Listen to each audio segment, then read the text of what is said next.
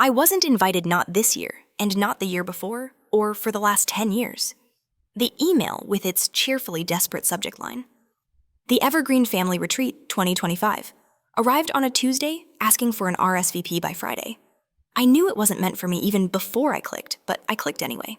Everyone was there. Eleanor, of course, with her husband and both their kids, Aunt Josephine from Savannah, Uncle Robert still sporting that ridiculous fishing hat in every single photo, and even my cousin Lucy, who once swiped my prom dress and lied about it without a flicker. But not me. Not even a typo of my name. No Colleen, no Caroline. Just an empty space where I should have been. That kind of exclusion doesn't shout. It hums quiet constant like a refrigerator running in the background, until one day its silence reminds you it's gone. I sat in my Santa Monica office surrounded by glass looming deadlines and hard-won degrees. My corner view, which I'd fought fiercely to earn, felt cold in a way the California sun couldn't penetrate. I stared at the email again, then at my name conspicuously absent, as if it had never belonged. I almost closed my laptop, but something made me open a new tab instead. I typed in the address of the beach house where the retreat had always been held, a wide, whitewashed house on the Georgia coast, complete with a porch swing and twinkling lights. It was the last place I'd seen my father laugh before his stroke made it difficult. And there it was, a new listing. Not for rent, but for sale. No group text, no call, not even a just so you know. I read every line, price lowered, seller motivated, deed under review. I recognized the agent, the same woman who'd handled my grandmother's property. And just like that, I felt the air shift. They were getting rid of it quietly, just like they had gotten rid of me. As if I were just another memory to unload. But I wasn't angry yet. I closed the tab and turned to the bookshelf behind me. There it was, the turquoise shell my father gave me when I was 9. "You think in tides, Caroline," he'd said. "Don't ever let them make you small." That's when the idea began to form. They had erased my name from every invitation, but I still remembered how to sign one. The thing about being erased is that no one ever tells you it's happening. It starts slowly, one missed call, then one family photo posted it without you, then one empty seat at a dinner table where no one bothers to ask where you are. At first I tried. I sent Christmas gifts, joined the group chat when my name was still on it, and flew back for Thanksgiving, even when the flight cost more than my rent. I offered to help with Mom's mortgage when Eleanor's boys needed new braces. I did what youngest daughters are supposed to do: show up, stay quiet, be useful. But useful only lasts so long. Eleanor always had the spotlight. She was warm, photogenic, loud, in a way people called charming. She hosted baby showers with signature cocktails and designed matching t-shirts for reunions. Once she called me from a craft store just to ask if I preferred teal or coral for the beach house table settings. "I don't think I'm coming that year," I told her. "That's okay, Caroline," she'd replied. "We'll save you a plate." But no one did. After our father's stroke, I flew out alone. I sat in the hospital with him while Eleanor was too overwhelmed, and Mom couldn't deal with seeing him like that. I fed him and read aloud from his favorite Steinbeck book. When he could speak again, his voice cracked. "You came." That winter, I asked Mom about estate planning, not for money, but just to understand what would happen to the house, the accounts, the trust he'd mentioned. She smiled tightly. "Eleanor and I have it covered. Don't worry your pretty head." I stopped asking. The last time I tried to visit the family beach house, the spare key wasn't under the mat anymore. Eleanor said they'd changed the locks after a break-in, but I hadn't heard about any break-in. I started skipping holidays. I sent cards that never got replies. I stopped correcting them when they called me busy or distant on social media posts. One day, Mom posted a throwback photo of Eleanor and Dad sitting on the beach, the sunset behind them. I remember that photo. I took it. I was right there, just out of frame. She cropped me out. That was the year I stopped sending gifts. But I didn't stop watching. My old neighbor, Sarah, now a paralegal, still looped me in quietly. Screenshots, snippets, email threads I'd been deleted from. "They think you disappeared," she said once, "but you've just been listening." I wasn't gone. I was waiting. And sometimes the people who forget you the fastest are the ones most afraid of what happens when you come back. I didn't buy the house out of revenge. I bought it because I was done pretending my absence was a glitch. The listing had been live for 13 days. Quiet. No big announcement. No family group text. Just a subtle "for sale" link buried in a real estate newsletter I almost deleted. The house wasn't even listed under the Evergreen name anymore. It had been moved to an LLC something. Eleanor likely set up after Dad passed a shell structure to make things clean. I knew that language. I lived in corporate strategy. I'd seen that trick 100 times. But I wasn't mad. I was methodical. I printed the documents called A Friend in Property Law and scheduled a call with Sarah that same night. She ran a title search in under 10 minutes and found something we hadn't expected: a clause in the trust tied directly to me. Dad's original trust had a fallback clause.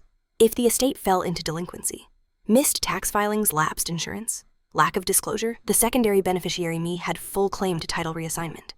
The taxes had lapsed, and so had the insurance. It wasn't even negligence, it was laziness, arrogance. Eleanor and Mom probably assumed the house could just sit there, half used, half claimed, until they figured out what to do with it. But Dad had built a back door just in case. Sarah's voice was quiet. If you want it, Caroline, it's yours. No fight necessary. I didn't answer right away. I just stared at the turquoise shell on my desk, still intact after all these years. I remember Dad brushing sand off it and handing it to me like it was sacred. You think in tides, he'd said, not waves, you come back stronger. That night, I opened a clean spreadsheet, my own finances, stock options, liquid assets, discretionary savings. I wasn't wealthy in the way Eleanor's posts implied, but I had built something solid, quiet, independent. I reached out to the listing agent 2 days later. She didn't recognize my name until I said, Evergreen, Caroline, daughter of Thomas. She paused. Oh, you're the other one. Yes, I said, the other one. I signed the purchase documents under the fallback clause. No press, no notice. Then I opened the booking portal and reserved one room, the master suite, 3 nights check-in Friday. Guest name Miss C. Evergreen. Under preferences I typed, please place a bottle of Perrier Jouet on ice. Guest prefers firm pillows, cotton sheets, and full privacy. When the confirmation came through, I didn't smile and I didn't cry. I just sat still. They had erased me from the invitation.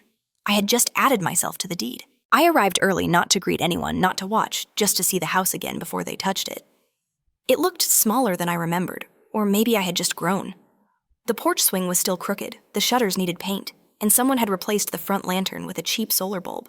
But it still breathed the same way in the ocean wind, softly like it had waited for me. I didn't stay long, just long enough to check that the champagne was on ice, the sheets were turned down, and my name was spelled correctly in the guest registry. Then I left. I parked 2 streets over in a rented sedan and waited. At 6:42 p.m., Eleanor's white SUV pulled into the driveway. Her husband got out first, fussing with luggage. 2 kids tumbled out behind them, already arguing. Eleanor stepped out last, sunglasses perched high like a crown. Next came Mom, riding in the back of Uncle Robert's car. She wore her resort linen white-on-white pearls at her throat. No makeup, just tinted lip balm. The uniform of a Southern woman preparing for gracious denial. They rolled their bags toward the front steps, all smiles and movement. I could hear laughter, vague instructions. Eleanor led the way to reception, and then everything stopped. The front desk clerk, a young woman with a pixie cut and an apologetic smile, said the words like reading a weather report. I'm sorry I don't have any of your names listed on the guest reservation. Are you with Miss Caroline Evergreen's party? Eleanor blinked. I'm sorry, whose party? Miss Caroline Evergreen. She has the full reservation. The name hit like glass on tile. There was a silence, not the kind that waits for someone to speak, but the kind that rearranges the room. I stepped out of the car, then not for drama, just because it was time. My heels clicked against the tile floor as I walked in, calm and certain. I didn't look at Eleanor. I didn't need to. I can clarify, I said to the clerk. I'm Miss Evergreen, the deed finalized 2 weeks ago. Eleanor turned her face tight. You bought the house. Yes. Mom's voice was soft, confused. But why would you do this? I looked at her, not angry, not cold, just finished. Because I was never invited, but I was never gone. Eleanor stepped forward, arms stiff. You think this is funny? You think hijacking our family trip proves something? No, I said. It settles something. I handed my ID to the clerk. Anyone not on my guest list should be politely escorted, but don't be harsh. I added almost gently. They're family. The clerk hesitated, then nodded. Behind me, no one spoke. Not Eleanor, not Mom, not Uncle Robert.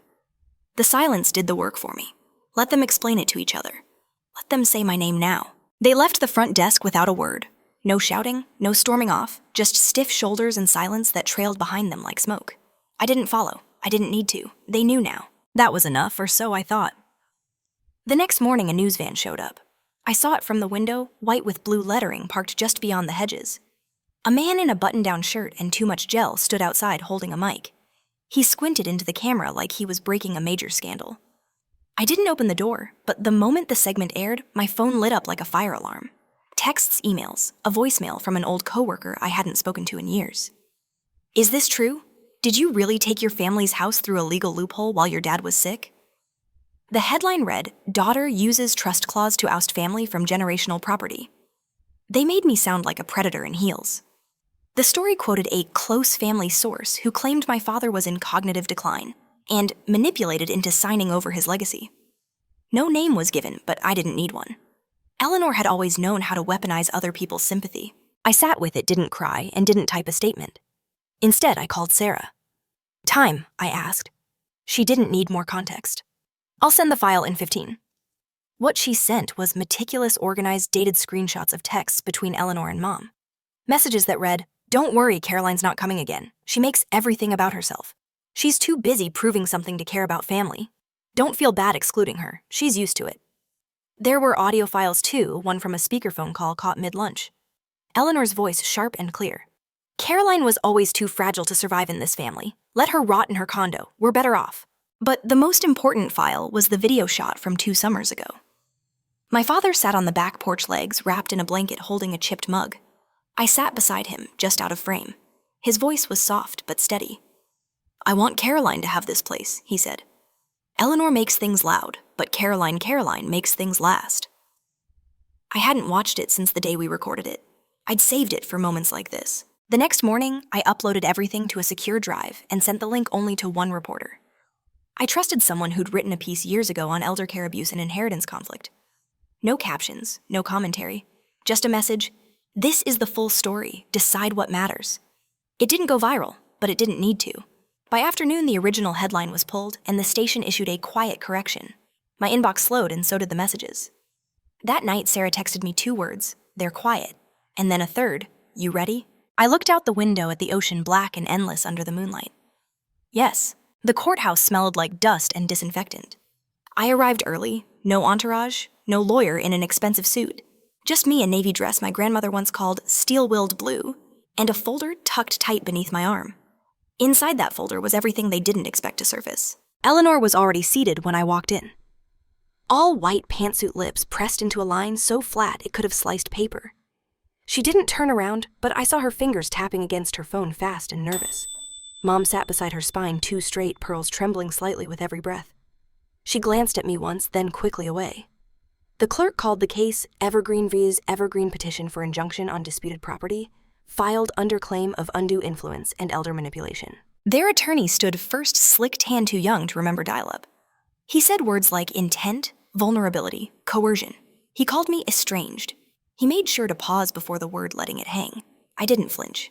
When it was my turn, I stood slowly. No theatrics, just the truth. "Your Honor," I said, "I'd like to submit video and audio evidence relevant to the trust and my father's clear intent." The judge nodded, his glasses sliding slightly down his nose as the bailiff dimmed the lights. The video played my father wrapped in that old blanket, his voice calm. "I want Caroline to have this place. Eleanor makes things loud, but Caroline makes things last. She's the only one who came after the fall. The only one who didn't ask for anything." A pause, then he looked toward the camera and said clearly, "It's not about fairness. It's about memory." I watched the room. Mom blinked too fast. Eleanor's jaw twitched. Then came the audio, the call, her voice. "Let her rot in her condo. She was never part of this family. She should have been easier to control." Silence followed, not the stunned kind, but the resigned kind. The judge leaned back, tapped his pen once, twice. "This court finds no grounds for the petition. The evidence confirms clarity of mind and direct intention from the deceased. The language used by the plaintiffs suggests exclusion, not misunderstanding." He removed his glasses. "This court does not resolve emotional wounds. It enforces law. And in this case, the law is clear." He banged the gavel. "Petition denied." Eleanor stood, fists clenched but still. Mom remained seated, eyes glassy but dry. I gathered my folder and walked out without looking back. On the steps outside, reporters waited. One mic slipped forward, half a question hanging in the wind. "Do you have anything you'd like to say to your family?" I paused just long enough. "No," I said. "I said it already. I just used quieter words." And I kept walking. The house was quiet when I returned. No suitcases on the porch. No voices bouncing off the walls, just the hum of the ocean and the faint rattle of wind through the loose shutters. Inside it looked the same, but lighter, like something had been drained from the rooms, noise maybe, or denial. I didn't touch anything at first. I walked through slowly, touched the wood grain on the banister, smoothed the corner of the rug in the hallway, letting the silence tell me what stayed and what had left. In the office room, once my father's, then Grandma's, I opened the bottom drawer of the old desk, the one they never emptied. Inside was the wind chime we'd made together, seashells strung on fishing line, blue thread frayed knots loose. My 9-year-old handwriting was still faint on one of the larger shells, EW. I sat on the floor, legs crossed like a child, and began untangling it. I didn't fix it to make it pretty. I fixed it because some things don't need to be perfect to still matter. When Sarah arrived, she brought wine and paper towels. "You didn't think I'd let you claim victory without cleaning windows, did you?" She smiled. We worked in silence, 2 women scrubbing away more than dust scrubbing years of dismissal of being the footnotes in someone else's story. At sunset, I hung the wind chime outside the kitchen window. It caught the breeze like it remembered how to dance. Later, as we sat on the porch, Sarah asked, "What now?" I looked out toward the horizon. "They said I left, that I drifted. But I didn't go anywhere." I paused. "They just chose not to see me." We didn't toast, we didn't celebrate. We just sat there, 2 glasses in hand, watching the sea move like breath. When I turned off the lights that night, I did it room by room from the inside. Caroline's journey offers powerful insights into family dynamics, self-worth, and legal matters. Here are some key takeaways. Trust your gut feelings. Caroline sensed the exclusion long before it was undeniable. Pay attention to those quiet, unsettling feelings. They often signal deeper issues. Know your worth. Even when others try to diminish you, remember your value and the unique contributions you bring.